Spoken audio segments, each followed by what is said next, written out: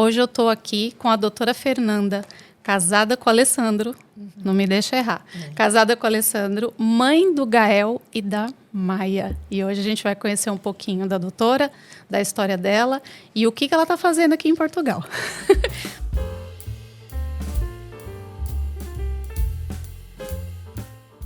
Bem-vinda, doutora. Obrigada pelo convite.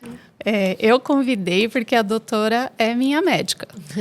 E aí o trabalho é bem feito, a pessoa é gentil, aí você entende a história, aí você fala, eu quero saber um pouco mais, acho que a audiência vai gostar de conhecer a doutora Fernanda. Então, partindo daí, doutora, eu te conheci aqui já em Portugal, estabilizada, já com as validações todas de diploma que são necessárias. Então, a gente vai voltar um pouquinho na história para entender como começou a sua jornada profissional e entender esse ponto que você está hoje, que é atendendo aqui em Portugal. Primeiro podcast? Não, eu já participei de alguns 2 ou 3. Então tá à vontade. Sim, não é tão à vontade, né? Não sou uma apresentadora, mas assim. Sim, que bom. Acho que vai dar bastante conteúdo legal aqui. Doutora, qual é a profissão?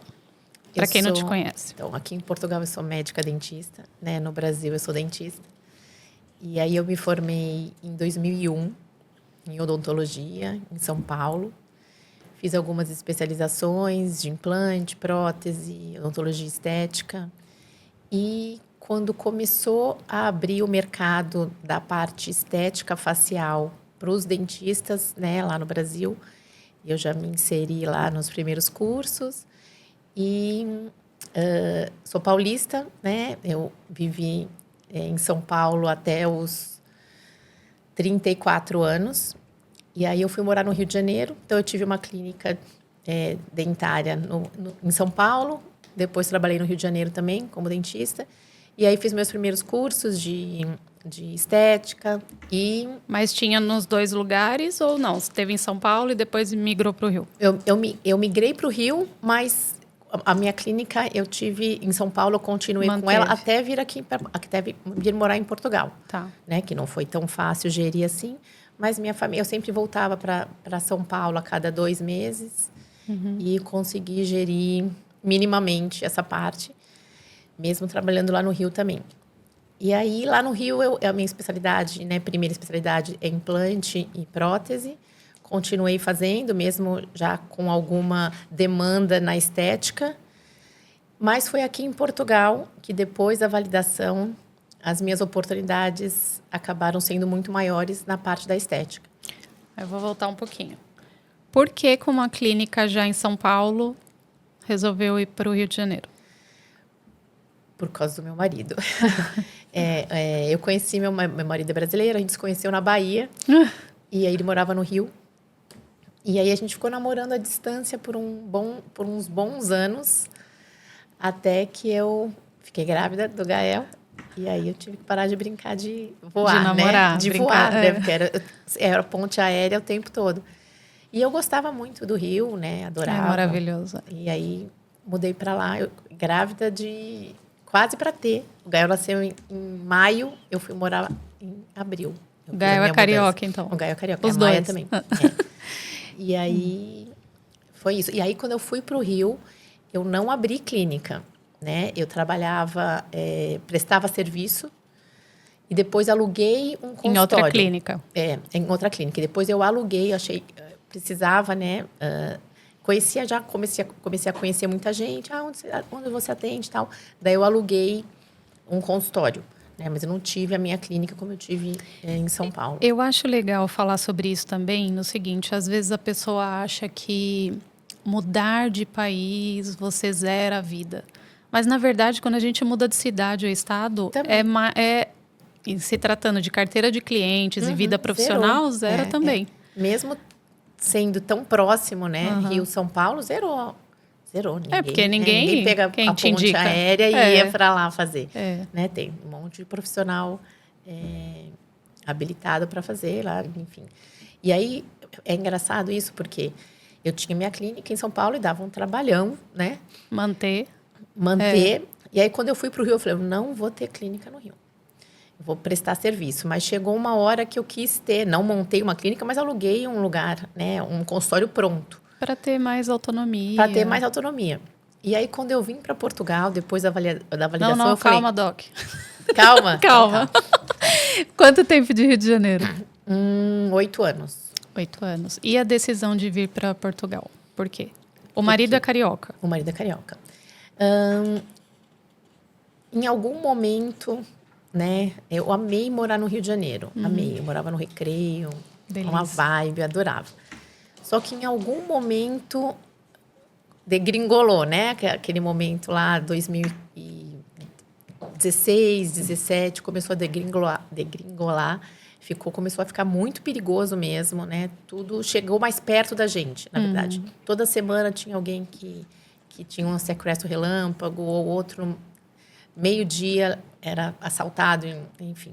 A gente começou a ficar acuado. Para mim, foi a mesma coisa. Meu irmão já morava aqui, ele chamou muito. Você tem que vir, tem que vir. E a decisão final foi justamente isso. Você sempre ouve alguém, aí parece que vai se aproximando, Sim. até que aconteceu uma situação, enfim, horrível, num comércio muito próximo de onde eu estava. Falei, podia ser eu, minha família, meu filho, enfim. O meu cunhado, o irmão do meu marido, mora na Austrália já há mais de 20 anos. E sempre quando ele ia para o Brasil visitar a gente, ele falava, não, vocês têm que sair daqui, vocês têm que sair daqui. E aí a primeira... a intenção nossa de sair do Brasil era para a Austrália. Por causa já dele. Já tinha uma referência. Porque é um país, né, legal. Maravilhoso. Assim, só é no fim do mundo, mas assim, é legal tal. No fim do mundo para nós, pra né? Nós, E aí a gente queria sair do Brasil. Isso era ponto. A gente começou já a ver para onde a gente ia, mas a gente já ia. E aí eu comecei a aplicar o meu documento de dentista lá na Austrália, porque o problema da Austrália é que é muito difícil ter o visto, né? Então, eu conseguiria por ser dentista, porque em algumas regiões de lá ainda querem bastante... o dentista brasileiro é muito bem-vindo. E principalmente na minha área. Então, eu apliquei fui até a parte que tinha que ir para lá, fazer o restante. E aí, assim, do nada, assim, num jantar com os amigos... Que ano é isso? Isso foi 2016. Num jantar com os amigos, não sei o que lá, eles conversando, não sei, qualquer coisa, eu vou morar em Portugal. E aí eu olhei para o meu marido e falei, gente, por que em vez da Austrália a gente vai a Portugal? Porque minha mãe é portuguesa, né? A gente já tem o documento. E porque a gente estava pensando no mais difícil. E aí... Mas é por causa disso, essa sensação de ter alguém... De qualquer forma, ter o seu cunhado lá já dá um acolhimento de você falar, pelo menos tem alguém para me orientar. É verdade. E aí a gente decidiu, a partir daí eu falei, então vamos para Portugal, vamos, e começamos a se planejar. Buscar as informações. Buscar as informações. Então, assim, se planejar financeiramente, né? Que tem que ter, né? Por mais que as pessoas acham que não, né? Ou muitas pessoas... acham que não. A gente começou a se planejar, a gente ficou 2 anos planejando financeiramente. Não, além do financeiramente, assim, marcar horário na embaixada, tirar a documentação que precisa, ver qual visto que vai ser, ver, enfim. A gente tinha cidadania, né? É verdade. Então, eu só renovei o dos meus filhos. E essa parte foi a mais tranquila, né? E aí, é claro que eu nunca pensei em deixar minha profissão, nunca pensei. Nunca foi uma questão. Nunca foi, vou lá e vou mudar de área. Não, eu queria ser dentista, que comecei a seguir algumas pessoas, a mandar e-mail para as universidades e tal, mas tudo que eu pensei que fosse acontecer, nada aconteceu. Por quê? O que você pensou? Porque o caminho que quando eu estava lá, eu não conhecia ninguém que tinha feito isso. As pessoas que eu seguia, via na internet, nos blogs, tudo... O caminho era o que eu fiz, que era mandar e-mail para a Universidade de Lisboa, por exemplo, e perguntar o que fazia. Eu recebi, fui muito bem respondida nesse sentido. Mandei todas as documentações.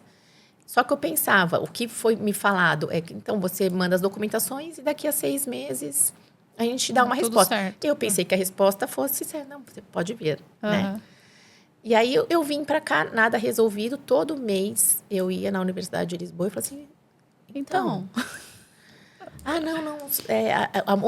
Vai ter uma mudança de lei e você se encaixa nessa mudança de lei, porque já fazia mais de 15 anos que não existia um exame nacional de equivalência para a medicina dentária. o exame nacional aqui é o equivalente ao Enem no Brasil, né? Mas não na parte da equivalência, né? Não, mas igual eles falaram... sim. Mas esse exame é para fazer a equivalência, que existia há mais de 15 anos e depois parou. Que então, chama Exame Nacional também. Chama Exame Nacional de Equivalência, que é feito pelas universidades públicas, que é Lisboa, Porto, eu não sei se em Coimbra faz. E eu fiquei esperando. Daí que até que eu fui conhecer alguns outros dentistas que fizeram por um outro caminho. Morando aqui. Morando aqui. E você nunca chegou a mandar nenhuma documentação para a universidade? Você estava esperando o e-mail? Não, eu mandei tudo. Tudo. E o que eles pediam? Eles pediram tudo. Pediam toda a parte acadêmica, sempre inventavam alguma coisa nova, né? Histórico acadêmico. Segundo grau, faculdade, não, depois... acho que nem precisei dar o segundo grau. Foi só acadêmico mesmo da universidade. Né? A carga horária, daí tinha a média, das notas. Daí tinha uma declaração que eu tinha feito a faculdade em 5 anos, sabe? Sendo que no histórico tem... burocrático. E aí, com isso... como eu fiz minha faculdade em 5 anos, eu tinha o direito de fazer um reconhecimento específico, que aí ia para o exame. Só que não existia a data do exame. Você está falando dos 5 anos, é porque tem algumas pessoas que fazem 4. Tá. E aí essas pessoas não tinham direito. Tinham que fazer uma adaptação. Que foi, na verdade, o que eu fiz. Porque não saiu o exame. Só foi ter de novo o exame que hoje em dia tem, quando eu terminei minha validação. Né? Então, e nisso foi passando o tempo, e algumas faculdades particulares aqui em Portugal fazem como se fosse essa adaptação, que, na verdade, é como se eu estivesse transferindo minhas matérias para cá. Porque que o currículo não é igual. E cada universidade é uma regra também, Cada universidade é uma regra. E eu tinha um fator agravante, que como eu tinha cidadania, eu não podia, em algumas das faculdades, concorrer com o estrangeiro.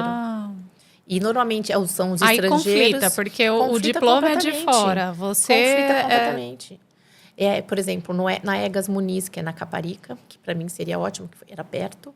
Então, a colega que eu conheço que fez validação fez na Caparica e acho que os doutores também, o doutor Carlos e a Débora que vieram aqui, acho que foi na Caparica também, se eu não me engano. Então, eu não podia concorrer. Caparica é o local, para o brasileiro que está ouvindo, é o local onde é a universidade. É a Universidade Egas Muniz, que é na Costa da Caparica. E aí, eu não podia concorrer com os estrangeiros, então eu tinha que esperar as vagas serem preenchidas, para se sobrasse uma vaga, eu tinha que concorrer como cidadão, assim, eu não entendi nada, né, nessa história. Até eu você explicando, eu não estou entendendo.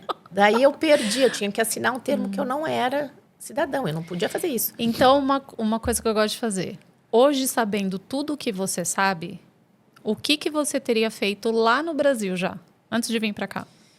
Eu teria aplicado para as faculdades particulares.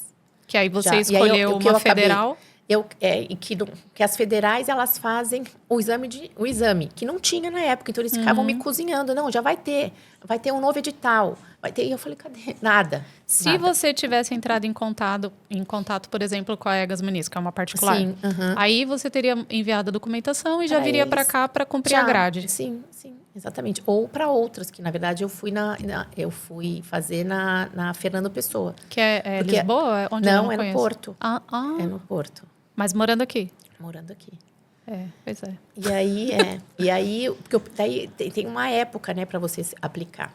Para quem não é daqui, ela está morando... A gente mora na Grande Lisboa. E ela foi fazer a faculdade, que é no norte, que é a 3 horas daqui. E era 2 vezes por semana? Não, era a semana toda.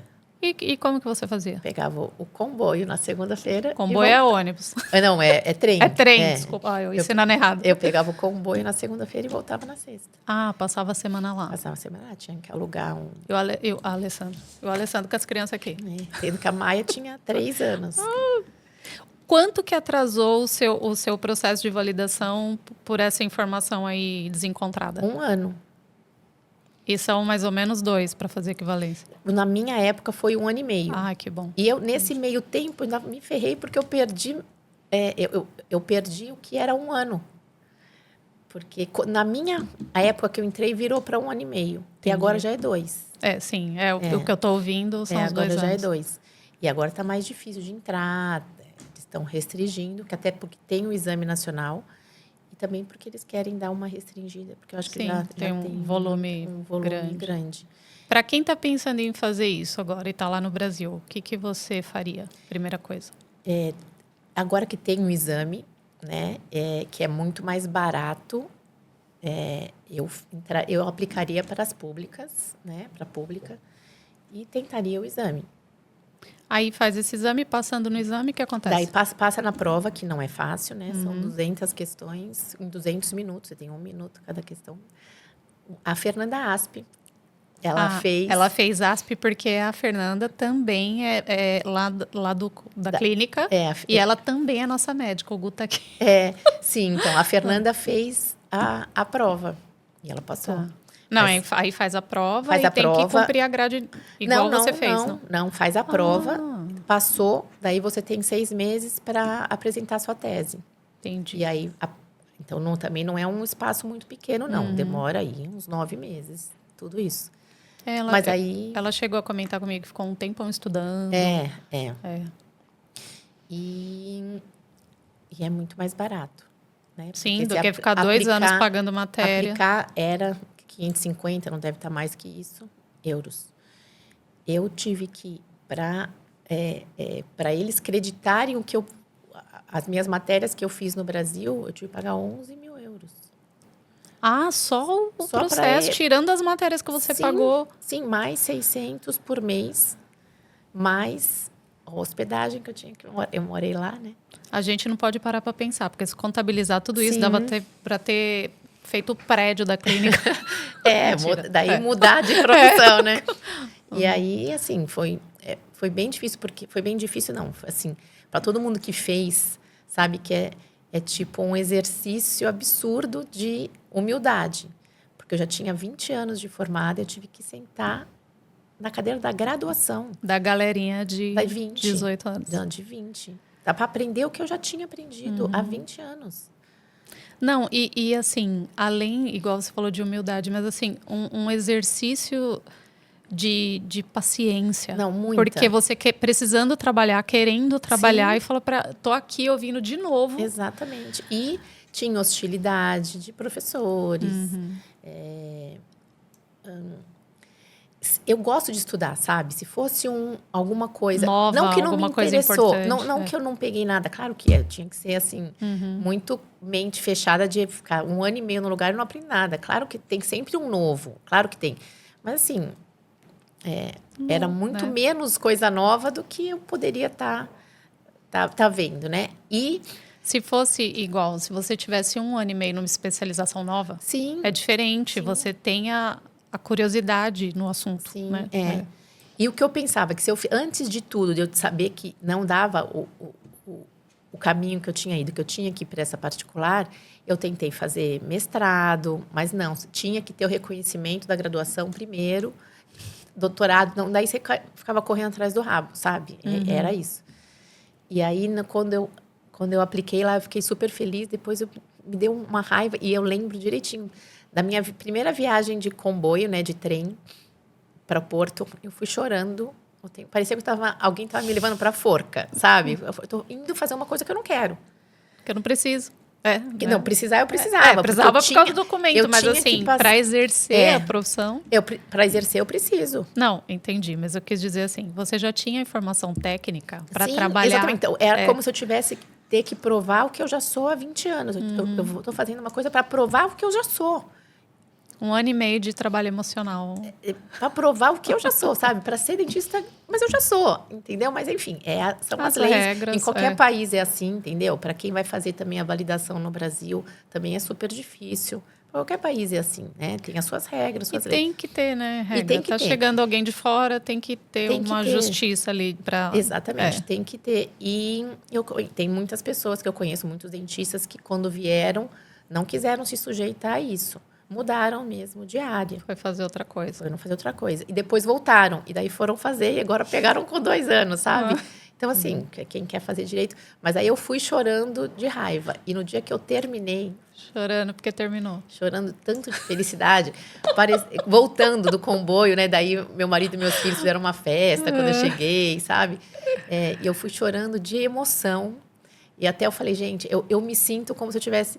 Agora, bem oportuno falar com isso nas Olimpíadas, como se eu tivesse ganhado uma medalha de ouro, sabe? Foi um período, assim, que foi muito difícil. Foi muito difícil, psicologicamente, emocionalmente falando, sabe? Mas eu também, eu sempre penso assim, é lógico que foi difícil. E eu imagino o quanto. Principalmente ficando longe com as crianças aqui, enfim. Mas isso é um histórico emocional que fica para as crianças também, sabe? Sim. Mesmo que ela... Igual sua filha com 3 aninhos, ela não consegue compreender a situação. Mas no decorrer da vida dela, ela vai compreender o que você teve que fazer para vocês terem a vida que vocês têm hoje, entendeu? Sim. E aí, né, às vezes as pessoas veem que as coisas estão correndo bem, mas a gente fala tanto de... Nada foi fácil, né? Muito pelo contrário. Muito pelo contrário. E aí eu gosto de falar para os meus filhos assim, quanto mais o seu esforço, maior a sua recompensa, né? Quem não está no dia a dia tem a impressão que foi do nada, né? Ai, que sorte. Do nada. Do ai, nada, que sorte. Ela tá lá com a clínica. Nossa, foi tão rápido. Não foi. E as pessoas que conviveram comigo essa época, até hoje, quando me veem, falam, nossa, lembra? Porque eu chegava aqui de final de semana e falava, vamos fazer não sei o quê. Não, vou estar no Porto. Vamos fazer, não, amanhã eu tenho Porto. Não vou poder, porque eu tenho que estudar. Não vou poder. Fora todo o custo disso também. E de tudo que você abre mão para poder custear isso tudo. Ficar longe dos meus filhos foi a pior. Sim. Foi a pior parte. Mas também, né, eu não fico chorando o leite derramado. Pitanga, então, né? assim, eu estava lá, estudei pra caramba, tive que fazer minha tese. Tinha um preço, vocês resolveram pagar. Exatamente. E é isso. Tanto que eu, como estava lá sozinha, a minha tese, assim, eu fiz em 3 dias. Fui a primeira a apresentar, tempo, né? sabe? Tempo para estudar. Sem filhos, sem criança, né? chamando. Muito rápido. Foi assim, nem acredito. E antes de ter filho, a gente não dá valor para esse tempo. Aí depois, quando você tem... Você fala, gente, eu tô com o dia inteirinho aqui, ó, para ler um livro. Daí eu tenho uma amiga que fez aqui. E ela falava, nossa, ainda bem que você não tá... Sabe? Tem sempre os dois lados. Ainda bem que você não tá fazendo aqui, porque eu não tenho tempo de estudar. Pois é. Eu chego da faculdade, meus filhos querem... eu não consigo fazer minha tese. Tipo, teve que postergar. Daí, sabe? E eu tenho certeza, porque você é ativa nas redes sociais também, eu tenho certeza que chega direct perguntando, tô querendo ir, o que você acha? Tem. E eu dou... Mas faz um tempo que já não chega mais, sabia? Não sei se as pessoas deram uma parada já... Mas eu recebia toda... E eu falava, mandava mensagem. Mas em casa a gente brinca, porque assim, a gente olha, às vezes é parente, às vezes é amigo. A gente olha e fala, esse aqui não aguenta. Esse aqui não tem perfil, esse aqui não vai aguentar a transição. Porque tem, para todo mundo, tem essa fase mais difícil, que é o começo. Tá, e quando que concluiu? Que ano que foi? Foi em 2021, comecinho de 2021. Tá. Aí as crianças esperando, festa, a mamãe voltou. Mamãe voltou. E aí... Passo seguinte, assim, logo na semana seguinte, eu recebi um convite da Clínica de Lisboa para eu começar. Que é onde você está até hoje. Também, né? Você tem sua clínica, mas você ainda faz atendimento lá. E comecei, eu nem sabia que era uma clínica super...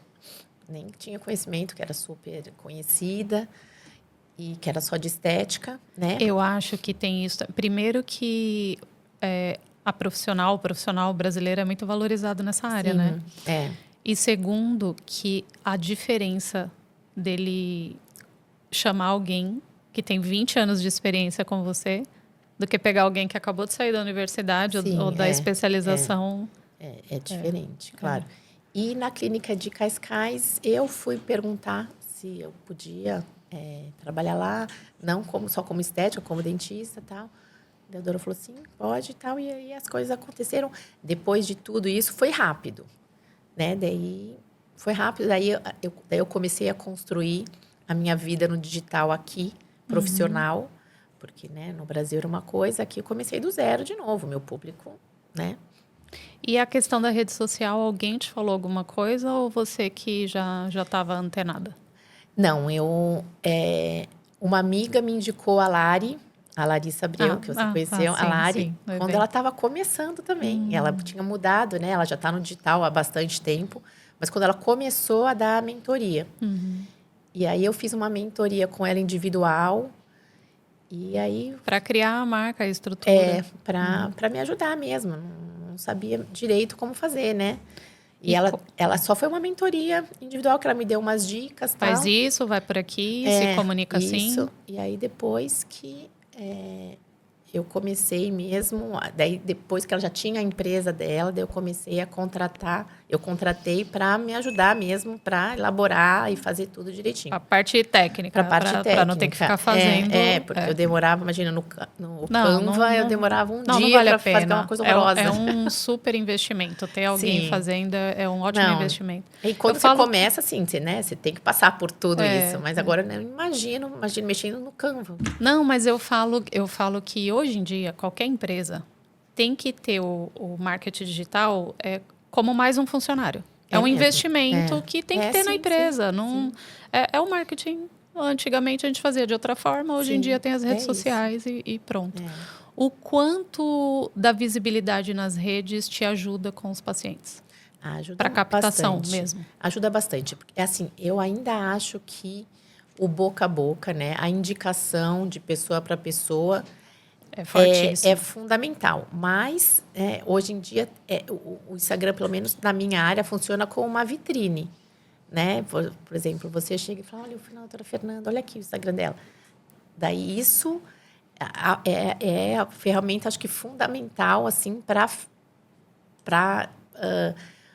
é a ferramenta final, digamos assim, né? Eu vim direto para você, eu vim direto do Instagram. Não conhecia ninguém me falou nada. Eu vi no Instagram, vi lá os modelos, as fotos e marquei. Que era lá em Cascais ainda. Assim. Lá em Cascais. Mas você encontrou procurando ou... Procurando. Eu queria estética, você fez queria a pesquisa. Médica e queria brasileira. Entendi. Você colocou na pesquisa lá. Não, fui procurando estética ali próximo a mim. Porque no começo eu procurava assim. Eu colocava no Google Maps e via quem estava no meu raio. E aí eu comecei assim, mas foi direto pela internet. Eu ia falar isso, que você já está num momento que tem as indicações, porque existe uma carteira de clientes. Sim. Mas para quem está no comecinho, principalmente, a rede social ajuda demais. Ajuda. Porque você não fica naquela dependência de uma pessoa indicar, exatamente. E você ficaria sem rede social hoje? Não. Nem... Para quê? Nossa, né? Quando teve há 2 anos, eu acho, que cancelou, caiu minha conta do Instagram. Eu fiquei 2 dias. Desespero. Nossa, desesperada. Tipo, eu acordava no meio da noite e meu filho. Eu falei, gente, o que vai acontecer? Nossa, foi horrível. Mas e aí? O que era? Não, teve. E é difícil, né? Você conseguir conversar com eles lá no Instagram para provar que você teve com aquela fotinha. Não sei se você já teve que mandar uma foto com o meu documento para falar que sou eu mesma. Mas eu fiquei 2 dias. Assim. Mas é bom ter uma continha de backup. Já aprendeu ou não fez? Então, eu fiz uma conta de backup, mas está escondida lá. Tá? Eu não alimento mais ela. Diquinha. Quando você faz o backup, tudo que você posta em uma, você posta na outra. Não importa que não tem seguidor lá, entendeu? Mas eu parei, porque daí tava trabalho confundindo, também. sabe? Porque Porque as pessoas te encontrando. me encontravam lá, daí mandavam mensagem pela outra. E aí eu desativei. Assim, ele existe, mas eu... Acaba dando o dobro de trabalho. Não dá. Tem essa questão Não de dá. confundir as Quando pessoas. começou a confundir, eu falei, não... Mas já faz tempo, eu espero que isso não aconteça de novo. Se perdeu, a gente paga o preço. Não, pelo amor de Deus. Paga nenhum preço. Risco. Quanto maior a gente fica, mais risco a gente vai correndo. Mas enfim, não vamos pirar nisso também, não. E aí, aqui, para quem, antes que eu esqueça, para quem hoje quer ser atendido por você? A clínica no Estoril? Sim, tem a clínica no Estoril e tem a clínica que eu presto serviço em Lisboa. A sua clínica no Estoril. A minha e clínica. Aí, em Lisboa, é uma clínica... É a NB Clinic, que não é minha, né? Mas eu presto serviço lá. Que é uma clínica grande, que já tem há muitos anos. Que tem uma equipe grande de médicos. E foi lá que você começou quando... Eu comecei nas duas. Não na minha, né? Porque eu não tinha. Eu comecei lá na NB em Lisboa e em Cascais. Sempre fiquei alguns dias em Lisboa e alguns dias em Cascais. Até que eu decidi sair de Cascais para abrir a minha clínica. E aí, você sempre teve a ideia de ter a clínica aqui? Não. Ou isso foi sendo... Daí, lá voltando que eu te falei, que você falou, não, peraí, lá do Rio. Quando eu cheguei aqui, eu falei, não vou montar a clínica. Para todo mundo que eu falava, não vou montar a clínica. Vou ficar sossegadinha, vou prestar serviço. Deixa a dor de cabeça para outras pessoas. Isso, tá ótimo. Não vou de jeito nenhum, não vou. Mas chegou uma hora que assim... A gente começa a fazer conta, é isso. Chega uma hora que a gente começa eu começo a ver que eu poderia que o meu paciente ficasse melhor se fosse a minha clínica. Se eu queria que fosse do meu jeito, né? Eu queria que o paciente fosse tratado como eu gostaria de ser tratado e não era isso que estava acontecendo. Que fazem sentido com o seu público. Sim, eu acho que exatamente. Eu acho que o paciente tem que ser super bem recebido, com um cafezinho, com um ambiente legal.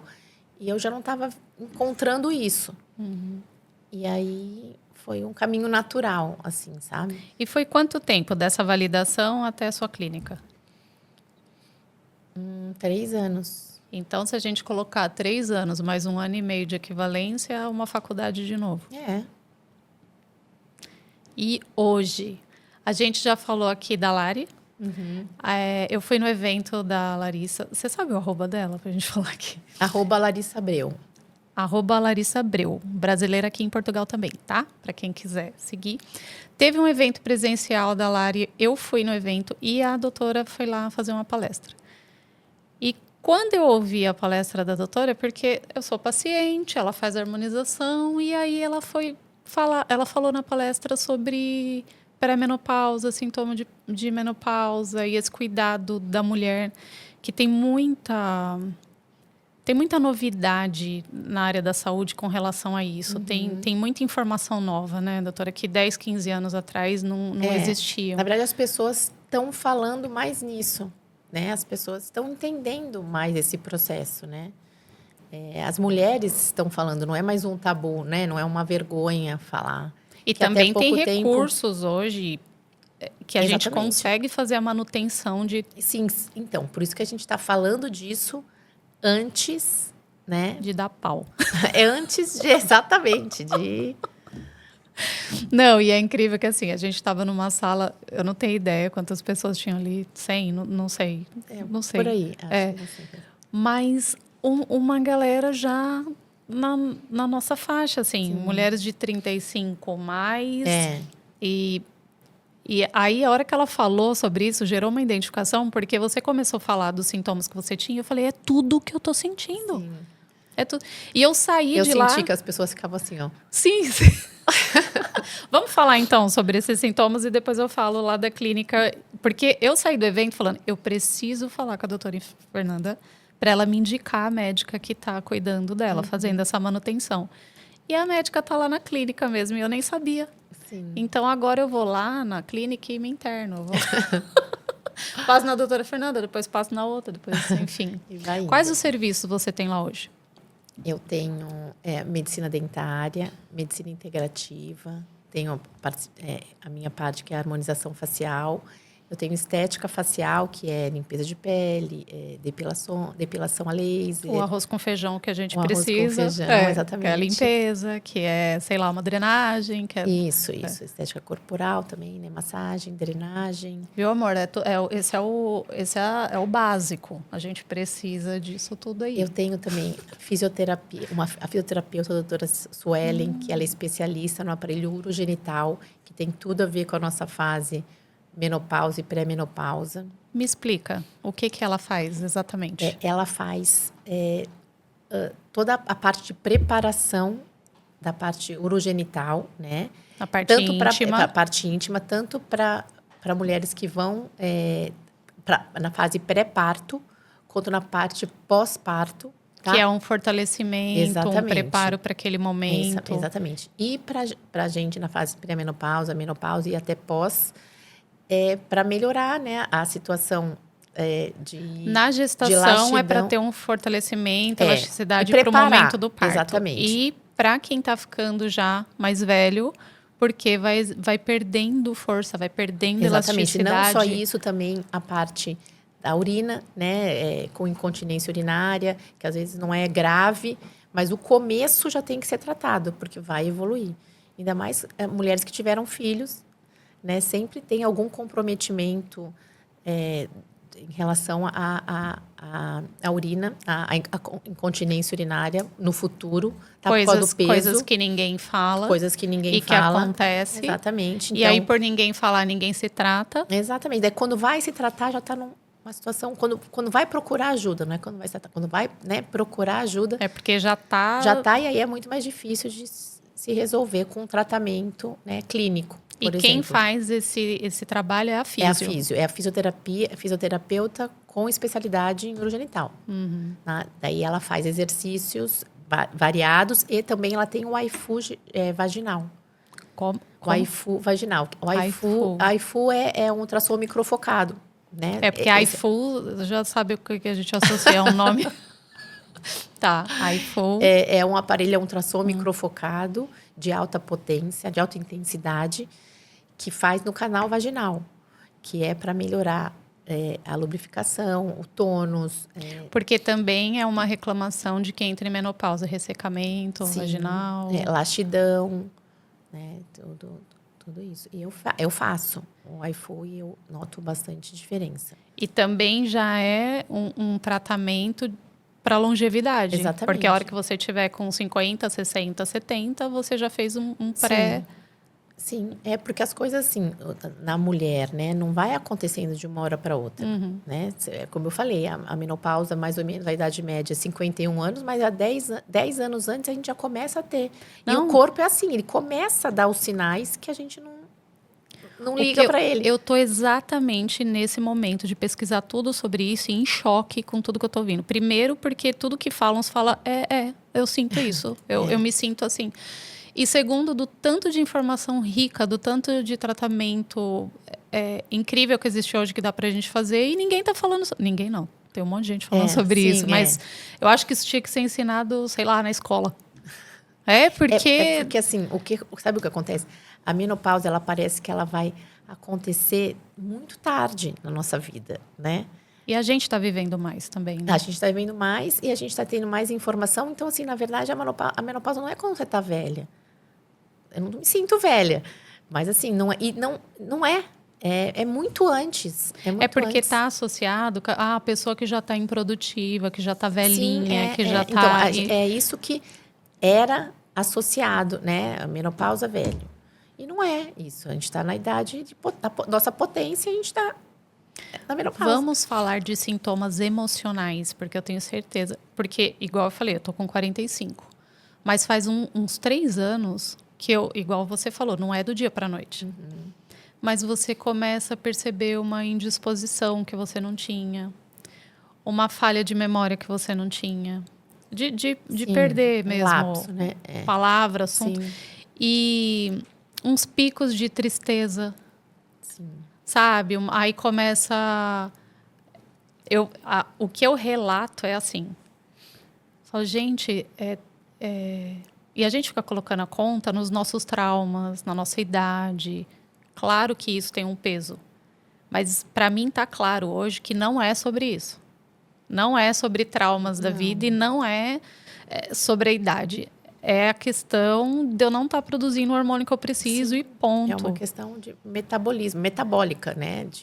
Então, a irritabilidade. Outro dia eu estava ouvindo um médico falando sobre que a menopausa, às vezes, o sintoma da pessoa é que ela está de TPM, irritada. Só que não passa nunca. Só que é uma TPM, um pico de TPM. Aquele dia mais... Eu fico imaginando, assim, eu não tenho tendência nenhuma para depressão. Nem eu. Né? Eu já passei por várias coisas, assim, e assim, não tenho. Mas dá uma tristezinha que eu fico pensando quem tem tendência à depressão. E eu lembrei que quando eu tinha 20 e poucos anos, a mãe de uma amiga minha se suicidou com 50 anos. E uma outra, a mãe de uma amiga também se jogou da janela com 50 e poucos anos. Tinha acabado de ter uma neta. Sabe? Assim, tem tudo a ver. Sabe o que eu falo muito? Assim, esses picos de tristeza e irritabilidade que a gente sente. E é exatamente isso. Não tem nada de crítico acontecendo na minha vida. Tá tudo bem. Uhum. Eu tô numa fase estável, que tá tudo bem. Meu filho tem saúde. Eu tenho um ótimo marido. Tá tudo bem. E eu falo muito sobre isso. Quem não está tratado, quem está sentindo todas essas coisas e está passando ainda por uma crise, imagina. Isso potencializa em 3 vezes. Desesperador. E eu penso demais, doutora, na minha avó materna. Porque eu ouvi a vida inteira o meu avô, as minhas tias, mãe falando, ai, como a mãe é mal-humorada. Ai, como... E ela já era uma senhora com 6 filhos. E eu fico pensando, com certeza tinha tudo isso. Claro. Sabe? E eu quero falar sobre isso para todo mundo. Qualquer vídeo que eu vejo na internet, qualquer coisa, eu envio porque é qualidade de vida. E eu era uma pessoa, antes de entrar nessa fase, eu sempre fui a pessoa positiva, de pessoas, de ver o lado bom de tudo. Eu sempre fui essa pessoa de acordar cantando, enfim. E eu estava numa fase sombria mesmo. Sabe, um esforço para se manter positivo? Então, uma melancolia, sabe? Nada é legal, né? Nada te faz sorrir, né? Uns questionamentos de, nossa, como a vida é difícil. Sabe, olhar só o feio da vida? Sim. Nossa, parece que as coisas não fazem sentido, né? Assim, por mais que você tenha tudo que você quer, tá tudo correndo bem, nada faz sentido. É muito estranho. Sim. Então, uma olha, mulherada, pelo amor de Deus... Se você está se identificando com tudo isso que a gente está falando, procura um especialista. Fala, eu estou triste e não é normal, eu não tenho motivo para estar triste e eu quero fazer teste hormonal, eu quero saber como que está meu corpo. Tem formas hoje de tratar isso e se você for num médico que ele falar que isso que você está falando não faz sentido, troca o médico. Ou então, eu faço, né, muita anamnese quando eu estou com o meu paciente, toma alguma medicação, assim, é surreal a quantidade de mulheres que tomam antidepressivo. Eu não estou falando que não tem que tomar, que muitas vezes tem que tomar. Para quem é mas assim, não adianta também achar que é só isso. Não entendeu? Quando está nessa idade, às vezes não está repondo, não está fazendo a modulação hormonal. E só antidepressivo não vai tratar o que está acontecendo de verdade. Não que tem pessoas que têm que tomar. Sim. Cada vez Ninguém eu tenho mais certeza disso. Mas, assim, não pode ser só isso. Algumas pessoas precisam. Não é todo mundo vai tomar. Como se fosse, enfim, atividade física. Tem pessoas que a questão não é antidepressiva. Exatamente. E modulação hormonal? Porque tinha um tabu antigamente que fazia mal, mas eram outros recursos, outras medicações. Exatamente. Assim, se a gente for ver os estudos, né, do quanto é maior o índice de câncer hormonal por causa de reposições, é muito, mas muito, muito baixo. É muito baixo. É muito baixo. Não se justifica não fazer por causa desse medo. Não se justifica. Não justifica então, tem que ficar procurar esses reativa. estudos para você ver que é uma diferença muito pequena. Assim, a porcentagem é ridiculamente pequena. Tá? É claro que quem tem histórico de câncer de mama, tal, Tem pode que ser fazer desde que acompanhado. seja acompanhado. Desde que seja acompanhado, né? Doutora, eu vou trazer a doutora Fernanda aqui para falar sobre isso, porque eu acho que é um assunto que dá mais... Mas eu quero puxar esse viés para a área estética. Então, nessa fase também, o que começa a acontecer com a pele da mulher, com o viço, o brilho, os tipos de tratamento? Derrete. Eu sei, tá? Não, eu cheguei lá e falei, meu rosto está derretendo, doutora. Ela, imagina. Mas é isso que acontece. A gente sente isso, né? A gente Elasticidade, sente musculatura. tudo. A gente perde gordura facial com o processo de envelhecimento. E não é só com 45 anos, não. A partir dos 30, a gente já começa a perder gordura facial. Eu ia perguntar isso. Quando que tem que começar uma manutenção para segurar a onda? Assim, quando uma coisa que varia muito, né? Mas hoje eu atendi uma paciente de 37, eu acho, que ela já se sente muito diferente há 2, 3 anos atrás. Ela já está começando a ter os sintomas de flacidez, já perde a gordura, já perde o tônus muscular, né? As fibras musculares são mais fracas, com menos quantidade. E a pele vai indo embora mesmo. O colágeno, né? É só a gente olhar a nossa pele do corpo inteiro. Né? É muito diferente. A perna, tudo. É outro corpo. Tudo. E aí, as dietas que nós temos também... prejudicam. Prejudica muito. A gente... Tudo embutido, tudo artificial. Processados, né? E cada pessoa se adapta melhor, né? Eu não me adapto... Para o meu corpo, eu preciso comer carne. Eu preciso. E nessa fase, eu vi como eu preciso comer. Eu tentei um tempo ficar sem. Eu falei, acho que não faz bem e tal. Degringolou tudo, sabe? A mulher na menopausa perde muita massa muscular. E assim, tem outros alimentos, mas o que mais é rico em proteína é a carne animal. É a proteína animal, né? A que mais vai favorecer a sua musculatura. E conta da bebida que a gente conversou, do álcool. Eu nunca tinha ouvido falar que o álcool atrapalhava nessa parte da menopausa, mas eu comecei a entender, né, que o meu corpo, aos finais de semana, minhas crises de calores eram maiores, né? E aí eu comecei a fazer uma experiência, né? Aos fins de semana, bebia uma tacinha de vinho, 2, uma cervejinha, 2. E aí eu começava a ter muito calor à noite. E aí eu falei, mano, deve ser isso. Eu vou parar. E realmente foi isso. E aí eu passei, 2, 3 meses sem beber nada. Daí eu fui viajar, bebi um espumante. Pronto, minha noite foi... Ai, Jesus. Não só a noite seguinte também, e a outra noite também. Olha, acho que até assim, sair do corpo... Daí eu comecei a ver que a metabolização do álcool é diferente. É completamente... Não metaboliza. E aí eu falei, pronto. Não, eu cortei o álcool mesmo. Eu não tenho os sintomas, o calorão, essas coisas. Mas eu tenho notado como eu fico derrubada quando eu consumo álcool. Então, não foi... Eu gostaria de falar que foi uma decisão sábia, bonita. Não, vou fazer isso. Não foi. Eu fui tirando porque realmente estava me fazendo mal. Mas aí o que eu notei... que o inchaço do rosto, tudo melhorou depois que eu parei, sabe? E às vezes, daí é muito difícil, porque quando você está na menopausa, você está tristinha. Daí você, em outro momento, tomar um vinhozinho. Daí o vinhozinho te dá o calor. Daí você não pode aí você fica toda ferrada. Não, deixa pra lá, vamos arrumar outra coisa. Então, assim, foi... Daí eu comecei a pesquisar e vi que realmente tem uma relação forte. Então, foi sábio para mim ter parado. Assim. Doutora, qual o percentual de homens atendidos hoje na estética? De homem para mulher?